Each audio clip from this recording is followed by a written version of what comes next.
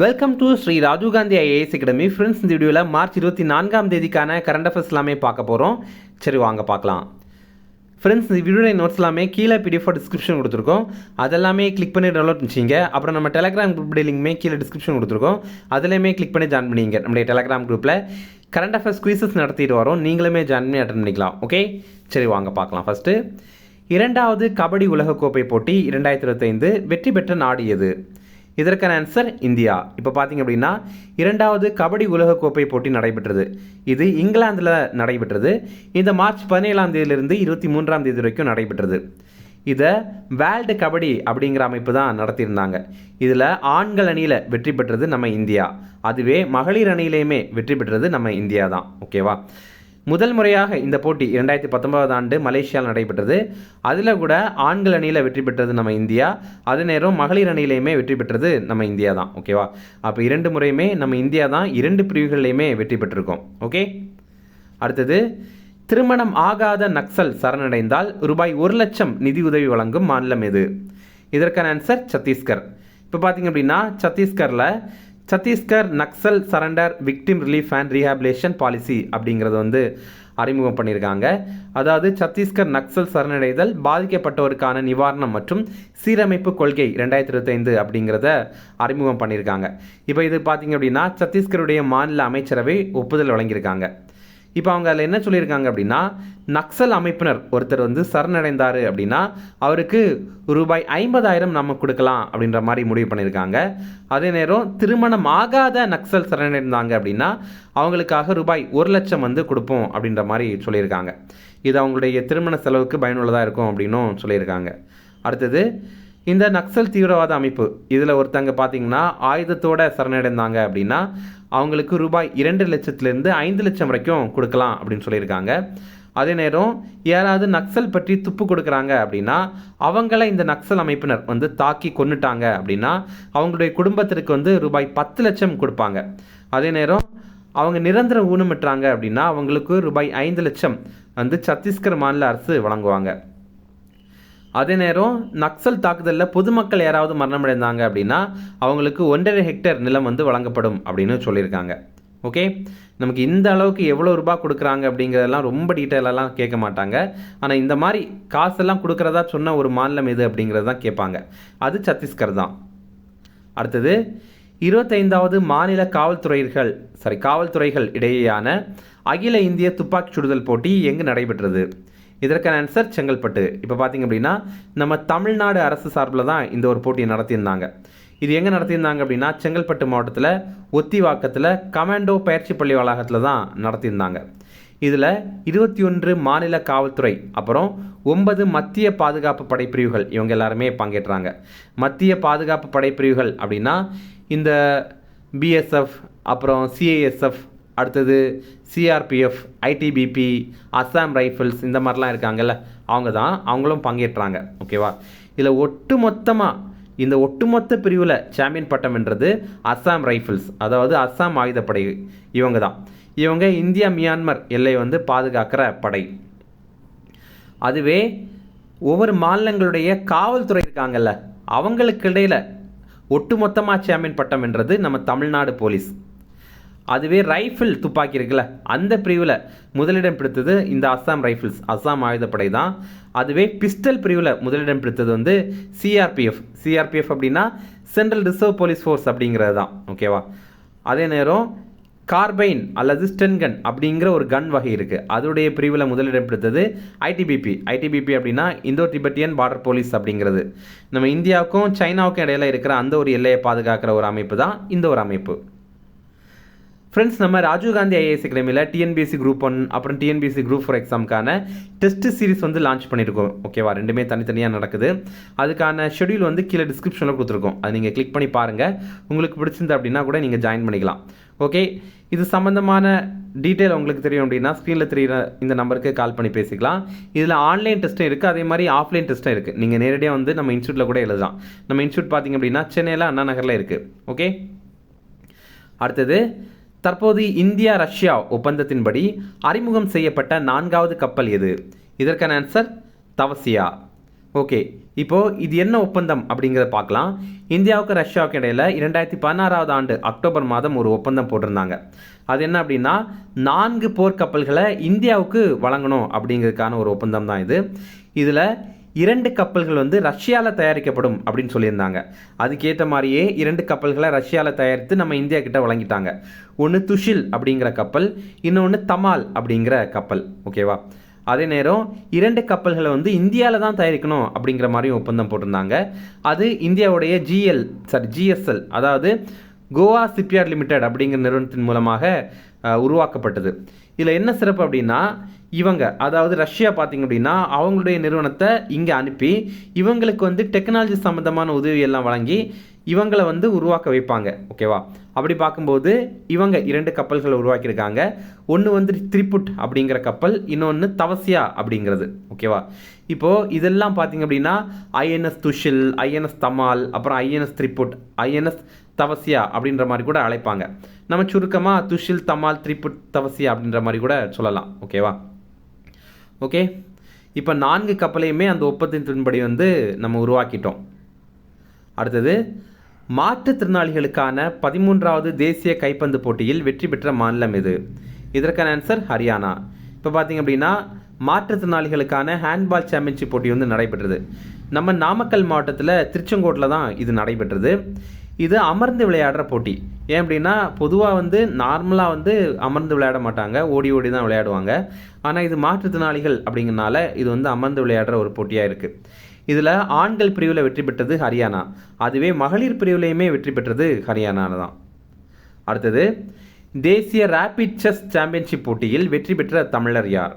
இதற்கான ஆன்சர் இனியன். இப்போ பார்த்திங்க அப்படின்னா நேஷனல் ரேபிட் செஸ் சாம்பியன்ஷிப் போட்டி நடைபெற்றது. ஜார்க்கண்டுடைய தலைநகரான ராஞ்சியில் தான் நடைபெற்றது.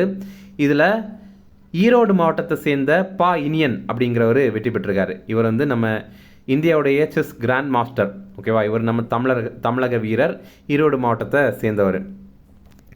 இதே மாதிரி பார்த்திங்க அப்படின்னா இந்த ஆண்டு 38வது கேன்ஸ் ஓப்பன் சர்வதேச செஸ் போட்டி அப்படிங்கிறது நடைபெற்றது. இதுலேயுமே இவர் சாம்பியன் பட்டம் வென்றிருந்தார். அது நேரம் 9வது ஜோஹர் சர்வதேச ஓப்பன் செஸ் போட்டி நடைபெற்றது. அதுலேயுமே இவர் வந்து சாம்பியன் பட்டம் வென்றிருப்பார். இதெல்லாம் நம்ம ஏற்கனவே கரண்ட் அஃபேர்ஸில் பார்த்தது தான். ஓகே, அடுத்தது, இந்திய நிலக்கரி உற்பத்தி 2024-25 நிதியாண்டு எவ்வளோ டன்களை தாண்டியது? இதற்கான ஆன்சர் 100 கோடி டன். இப்போ பார்த்திங்க அப்படின்னா இந்தியாவுடைய நிலக்கரி உற்பத்தி முதல் முறையாக 100 கோடி டன்களை வந்து தாண்டியிருக்கு. அதை பற்றி டீட்டெயிலாக பார்க்கலாம். இந்த இந்தியாவுடைய நிலக்கரி உற்பத்தி 2024-25 நிதியாண்டு இதில் 100 கோடி டன் அளவுக்கு வந்து நம்ம தாண்டியிருக்கோம். இன்னுமே 2024-25 நிதியாண்டு அப்படிங்கிறது முடியலை. இந்த மார்ச் 31 தான் முடியுது. ஆனால் அதுக்குள்ளாடியே நம்ம வந்து 100 கோடி டன்களை வந்து தாண்டியிருக்கோம். ஓகேவா? அதாவது 1 பில்லியன் டன் அளவை வந்து நம்ம இப்போ தாண்டியிருக்கோம். ஓகே, முதல் முறையாக இந்த அளவை நம்ம இப்போ தான் தாண்டியிருக்கோம். இந்தியாவுடைய எரிபொருள் தேவையில் 55% வந்து நிலக்கரியை சார்ந்து தான் இருக்கிறோம். அதே மாதிரி 74% மின்சாரம் வந்து நிலக்கரி அடிப்படையில் தான் நம்ம தயாரிக்கிறோம். மத்திய நிலக்கரி மற்றும் சுரங்கங்கள் துறை அமைச்சர் வந்து கிஷன் ரெட்டி அப்படிங்கிறவர். அடுத்தது சில ஷார்ட் நியூஸ் டிஃபரன்ஸ் அதையுமே பார்க்கலாம். சங்கீத கலாநிதி விருது, இது இந்த ஆண்டுக்கான விருது ஸ்ரீராம்குமார் அப்படிங்கிற வயலின் இசை கலைஞருக்கு வந்து வழங்கியிருக்காங்க. அதே நேரம் நிருத்திய கலாநிதி விருது இது பார்த்திங்கன்னா ஊர்மிளா சத்யநாராயணா அப்படிங்கிற நடன கலைஞருக்கு வழங்கியிருக்காங்க. ஓகேவா? இது பார்த்திங்க அப்படின்னா சென்னை மியூசிக் அகாடமி வழங்குகிற ஒரு விருது தான். இது ஒரு தனியார் அமைப்பு தான். ஓகேவா? இது நம்ம இந்திய அரசு அல்லது இந்திய அரசு கீழே இருக்கிற ஒரு அமைப்பு வழங்குறாங்க அப்படின்னா இன்னும் முக்கியம் பெறும். ஆனால் இது அந்த அளவுக்கெல்லாம் முக்கியம் கிடையாது. ஓகே, அடுத்தது, நம்ம அடிக்கடி நியூஸில் பார்த்திங்க அப்படின்னா ஜாக்டோ, ஜியோ இந்த மாதிரிலாம் கேள்விப்பட்டிருப்போம். இது என்ன அப்படிங்கிறத நம்ம தெரிஞ்சுக்கலாம். ஜாக்டோ அப்படின்னா joint action council of Tamil Nadu teachers organisation அப்படிங்கிறது தான். ஜியோ அப்படின்னா கவர்மெண்ட் எம்ப்ளாயீஸ் ஆர்கனைசேஷன் அப்படிங்கிறது. இப்போ ஜாக்டோ, ஜியோ அப்படின்னா என்னென்னா இப்போது ஆசிரியர்களுக்கான ஒரு கூட்டமைப்பு அப்படிங்கிறது தான் இந்த ஜாக்டோ அப்படிங்கிறது. ஜியோ அப்படிங்கிறது பொதுவாக தமிழக அரசு கீழே இருக்கிற பணியாளர்களுடைய கூட்டமைப்பு தான் ஜியோ அப்படிங்கிறது. இவங்க என்ன பண்ணுவாங்க அப்படின்னா இவங்களுடைய கோரிக்கைகளுக்காக தமிழக அரசுக்கிட்ட வந்து தொடர்ந்து வலியுறுத்திட்டே இருப்பாங்க. அப்புறம் வந்து போராட்டங்கள் பண்ணுவாங்க. இப்போ என்ன அப்படின்னா இவங்க வந்து போராட்டம் வந்து தமிழகம் முழுவதுமே தொடங்கியிருக்காங்க. இவங்களுடைய முக்கிய கோரிக்கைகளாக என்னென்ன இருக்குது அப்படின்னா பழைய ஓய்வூதிய திட்டத்தை வந்து கொண்டு வாங்க அப்படிங்கிற மாதிரி சொல்கிறாங்க. அதே நேரம் இப்போ நிறைய இடத்துல பார்த்தீங்க அப்படின்னா கான்ட்ராக்ட் ஒர்க்கர்ஸ் இருக்காங்க, ஒப்பந்ததார பணியாளர்கள் வந்து இருக்காங்க. அவங்கள வந்து பெர்மனெண்ட் ஆக்கணும் அப்படின்ற மாதிரி சொல்கிறாங்க.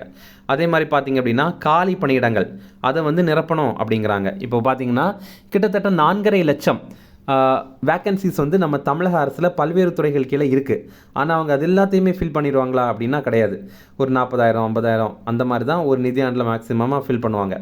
ஓகேவா? ஆனால் நீங்கள் அது மொத்தமாகவே ஃபில் பண்ணுங்க அப்படின்ற மாதிரி இவங்க சொல்கிறாங்க. ஓகே, அடுத்தது யூபிஐ கூட இணைக்கப்பட்ட மொபைல் நம்பரெல்லாம் 90 நாட்கள் செயலற்றதாக இருந்தாச்சு அப்படின்னா யூபிஐ சேவைகள் வந்து நிறுத்தப்படும் அப்படின்னு சொல்லியிருக்காங்க. இந்த நடைமுறை ஏப்ரல் 1ஆம் தேதியிலேருந்து வரும் அப்படிங்கிறாங்க. இதை என்பிசிஐ அமைப்பு தான் கொண்டு வந்திருக்காங்க, அவங்க தான் தெரிவித்திருக்காங்க. என்பிசிஐ அப்படின்னா national payments corporation of India அப்படிங்கிறது, தமிழில் இந்திய கொடுப்பனவு கழகம் அப்படிங்கிறது. அதே நேரம் இதை நம்ம தடுக்கணும் அப்படின்னா அந்த ஒரு நம்பர் இருக்குல்ல, நம்ம யூபிஐ கூட ரெஜிஸ்டர் பண்ணியிருப்போம்ல, அந்த நம்பர் மூலமாக நம்ம அழைப்புகள், எஸ்எம்எஸ், இணையம் இதெல்லாம் பயன்படுத்தணும் அப்படின்னா இதை தடுக்கலாம் அப்படின்னு சொல்லியிருக்காங்க. ஓகே, நம்ம இப்போ என்பிசிஐ பார்த்துருந்தோம், இதே மாதிரி பார்த்திங்க அப்படின்னா யூபிஐ பார்த்துருந்தோம், பிஹெச்ஐஎம் இதோடைய விரிவாக்கம் பார்த்தோம், கியூஆர் கோட் இதோடைய விரிவாக்கம் எல்லாம் பார்த்துருந்தோம். ஓகே, இப்போ உங்களுக்கான கேள்வி என்ன அப்படின்னா யூபிஐ இதோடைய விரிவாக்கம் என்ன அப்படின்னு தெரியும்னா அதை கமெண்ட்ஸில் சொல்லுங்கள். அடுத்தது 5 சீன பொருட்கள் மீது பொருள் குவிப்பு தடுப்பு வரி அப்படிங்கிறது போட்டிருக்காங்க. இது என்ன பொருள் குவிப்பு தடுப்பு வரி அப்படின்னா, பொதுவாகவே சைனாவில் பார்த்தீங்கன்னா நிறைய பொருட்கள் இருக்கும், அது எல்லாமே குப்பையாக இருக்கும். ஓகேவா? இப்போ நிறைய ஒரு பொருள் இருக்குது அப்படின்னா அது எந்த நாட்டில் கொண்டு போகலாம் அப்படின்ற மாதிரி அவங்க யோசிச்சுட்டு இருப்பாங்க. ஏன்னா அவங்க நேரத்தில் வச்சு அதை வந்து குப்பையாக்கணும் அப்படின்னு அவங்க விரும்பலை. அதனால் வந்து இந்தியா மாதிரிப்பட்ட நாடுகளுக்கு அதை வந்து ஏற்றுமதி பண்ணலாம் அப்படின்னு நினைக்கிறாங்க. அப்போ அவங்க என்ன பண்ணுவாங்க அப்படின்னா அந்த ஒரு பொருளை வைத்து ஏதாவது வேற ஒரு பொருளை உருவாக்கிடுவாங்க. அந்த மாதிரி ஒரு பொருளை உருவாக்கி அதை வந்து ரொம்ப குறைந்த விலையில் இந்தியாவில் வந்து விற்கிறாங்க. அப்படி விற்கும்போது என்ன ஒரு பிரச்சனை அப்படின்னா அவங்களுடைய நிறைய கழிவுகள் வந்து நமக்குக்கிட்ட இருக்கும். மெயினாக பிளாஸ்டிக் மாதிரிப்பட்ட கழிவுகள்லாம் நம்மக்கிட்ட இருக்கும். ரெண்டாவது பார்த்திங்க அப்படின்னா அவங்களுடைய டார்கெட் வந்து இதை எப்படியாவது ஒழிச்சு கட்டிடணும் அப்படிங்கிறது தான். இதனால் ரொம்பவே விலை குறைவாக இதை வந்து விற்பாங்க. அதனால என்ன ஆகும் அப்படின்னா நம்ம இந்தியாவில் இருக்கிற லோக்கல் மார்க்கெட்டில் இருக்கிற அந்த ஒரு வணிகர்களுடைய வியாபாரம் வந்து பாதிக்கப்படும். ஓகே, இப்போ பாருங்கள், அப்போ அதற்காக நம்ம மத்திய அரசு என்ன பண்ணுவாங்க அப்படின்னா இந்த ஒரு பொருட்கள் மேலே பொருள் குவிப்பு தடுப்பு வரி அப்படிங்கிறது போடுவாங்க. அப்படி போடும்போது அந்த ஒரு பொருளுடைய விலை வந்து அதிகமாகும். அதனால் அவங்களுக்கும் நஷ்டமாக தான் இருக்கும், சைனாவுக்கும் வந்து நஷ்டமாக தான் இருக்கும். அதே மாதிரி இந்திய மக்கள் யாருமே அதை வாங்க மாட்டாங்க, அதுக்கு பதிலாக அதை விட விலை குறைவாக இருக்கிற நம்ம இந்திய பொருட்களையே வாங்குவாங்க. ஓகே, இப்போ அந்த மாதிரி 5 பொருட்களுக்கு பொருள் குவிப்பு தடுப்பு வரி போட்டிருக்காங்க. அது என்னென்ன அப்படிங்க பார்க்கலாம். வெந்நீர் குடுவை, ஓகேவா, அது. அப்புறம் வந்து அலுமினியம் ஃபாயில் காகிதம், இந்த படத்தில் நீங்கள் பார்க்குறீங்கல்ல அதுதான், உணவை வந்து பேக்கெட் பண்ணுறதுக்காக சிலர் பயன்படுத்துவாங்க, நீங்கள் பார்த்துருப்பீங்க. அடுத்தது ட்ரைக்ளோரோ ஐசோசயன்யூரிக் ஆசிட் அப்படிங்கிறது. அடுத்தது பாலிவினைல் குளோரைட் பேஸ்ட் ரெசின் அப்படிங்கிறது. அடுத்தது மின்சாதனங்களில் பயன்படுத்துகிற சில வகை காந்தங்கள். அடுத்தது லாஸ்ட்டாக இம்பார்ட்டன்ட் டேஸ் பார்க்கலாம். உலக காசநோய் தினம், இது வந்து மார்ச் 24ஆம் தேதி, வேர்ல்ட் டியூபர்குலோசிஸ் டே. டியூபர்குலோசிஸ் இதை நம்ம சுருக்கமாக டிபி அப்படின்னு கூட சொல்லுவோம். இந்த ஆண்டுக்கான தீம் என்ன அப்படின்னா எஸ் வீக்கெண்ட் டிபி அப்படிங்கிறது. அதாவது ஆமாம், நம்ம இந்த டியூபர்குலோசிஸை வந்து ஒழிக்கலாம் அப்படிங்கிறத சொல்கிறாங்க. Commit, invest, deliver. கமிட் அப்படின்னா நம்ம வந்து இதுக்கு ஒப்புக்கொள்கிறது, ஓகே இதை வந்து நம்ம பண்ணலாம் அப்படிங்கிறது. அதுவே இன்வெஸ்ட் அப்படின்னா முதலீடு பண்ணுறது. டெலிவர் அப்படின்னா அதை நம்ம வழங்குறது. ஓகேவா? இதெல்லாமே நமக்கு வந்து எக்ஸாமில் ரொம்ப முக்கியமாக கேட்கலாம். எப்படி கேட்பாங்க அப்படின்னா இப்போது உலக காசநோய் தினம் அப்படிங்கிறது மார்ச் 24ஆம் தேதி நம்ம கடைபிடிக்கணும் அப்படின்ற மாதிரி ஒன்றா கேட்டுருவாங்க. ரெண்டாவது வந்து இந்த ஆண்டு அதோடைய தீம் என்ன அப்படின்னு கேட்டுட்டு அதுக்கு ஒரு ஸ்டேட்மெண்ட் கொடுத்துருவாங்க. அடுத்தது இந்த ரெண்டில் எது கரெக்டு, முதல் மட்டும் கரெக்டாக இல்லை ரெண்டாவதும் கரெக்டாக, அந்த மாதிரிலாம் கேட்பாங்க. சரியா? அந்த மாதிரி கேட்டிருக்கவும் செஞ்சுருக்காங்க. அதனால் தீமையும் கண்டிப்பாக படிங்க. அதே மாதிரி நம்ம தமிழில் தீம் இருந்தாலும் இங்கிலீஷில் இருக்கிறத படிக்கிறது தான் நல்லது. ஓகேவா? ஏன் அப்படின்னா ஒவ்வொருத்தவங்களும் ஒவ்வொரு மாதிரி டிரான்ஸ்லேட் பண்ணுவாங்க. இந்த ஒரு தீமை பொறுத்த வரைக்கும் நம்ம இங்கிலீஷில் தான் கொடுத்துருக்கோம், தமிழில் நம்மளால் டிரான்ஸ்லேட் பண்ண முடியலை. ஓகேவா? அடுத்தது காசநோயை உருவாக்குற பாக்டீரியா எது அப்படின்னா மைக்கோபாக்டீரியம் டியூபர்குலோசிஸ் அப்படிங்கிறது. அதை கண்டுபிடித்தவர் ராபர்ட் கோச் அப்படிங்கிறவர். இவர் கண்டுபிடித்து அது உலகிற்கு அறிவித்த ஒரு தினம் தான் இந்த ஒரு தினம். 1882 ஆண்டு மார்ச் 24ஆம் தேதி அவர் வந்து இந்த மாதிரி அறிவித்திருந்தார். ஓகே, இப்போது உலக அளவில் காசநோயில் இந்தியாவுடைய பங்கு 25% இருக்குது.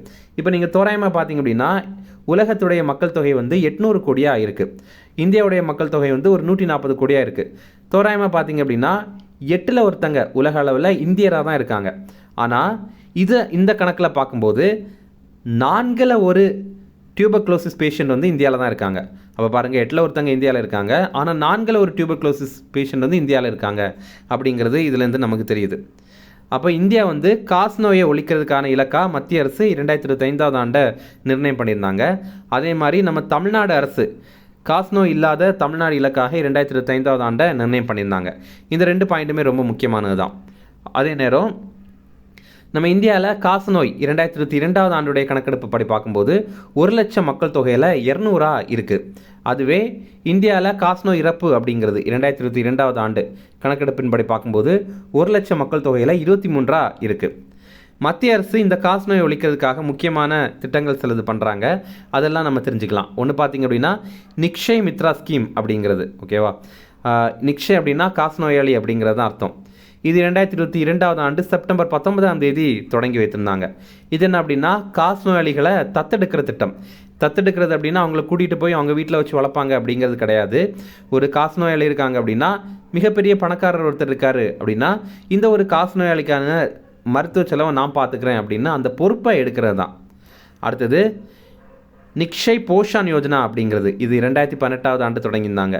இது பார்த்திங்க அப்படின்னா மத்திய அரசு என்ன பண்ணுவாங்கன்னா, இந்த காச நோயாளிகள் இருக்காங்கல்ல, அவங்களுடைய ஊட்டச்சத்து தேவைக்காக மாதம் மாதம் ரூபாய் 1000 வந்து வழங்குவாங்க.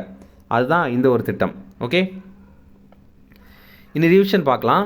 2வது கபடி உலகக்கோப்பை போட்டி 2025 வெற்றி பெற்ற நாடு எது? இதற்கான ஆன்சர் இந்தியா. அடுத்தது திருமணம் ஆகாத நக்சல் சரணடைந்தால் ரூபாய் 1 லட்சம் நிதியுதவி வழங்கும் மாநிலம் எது? இதற்கான ஆன்சர் சத்தீஸ்கர். அடுத்தது 25வது மாநில காவல்துறைகள் இடையேயான அகில இந்திய துப்பாக்கிச் சுடுதல் போட்டி எங்கு நடைபெற்றது? இதற்கான ஆன்சர் செங்கல்பட்டு. அடுத்தது தற்போது இந்தியா ரஷ்யா ஒப்பந்தத்தின்படி அறிமுகம் செய்யப்பட்ட 4வது கப்பல் எது?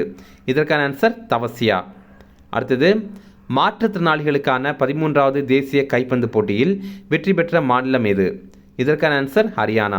அடுத்தது தேசிய ரேபிட் செஸ் சாம்பியன்ஷிப் போட்டியில் வெற்றி பெற்ற தமிழர் யார்? இதற்கான ஆன்சர் இனியன். அடுத்தது இந்திய நிலக்கரி உற்பத்தி 2024-25 நிதியாண்டு எவ்வளவு டன்களை தாண்டியது? இதற்கான ஆன்சர் 100 கோடி டன். அவ்வளோதான் ஃப்ரெண்ட்ஸ். இந்த வீடியோ பிடிச்சிருந்தா கண்டிப்பாக லைக் பண்ணுங்கள். நம்மளுடைய சேனலுக்கு சப்ஸ்கிரைப் பண்ணி வச்சுங்க. உங்களுடைய நண்பர்களுமே ஷேர் பண்ணுங்கள். கண்டிப்பாக இது அவங்களுக்கும் மேலே தான் இருக்கும். Okay, thank you.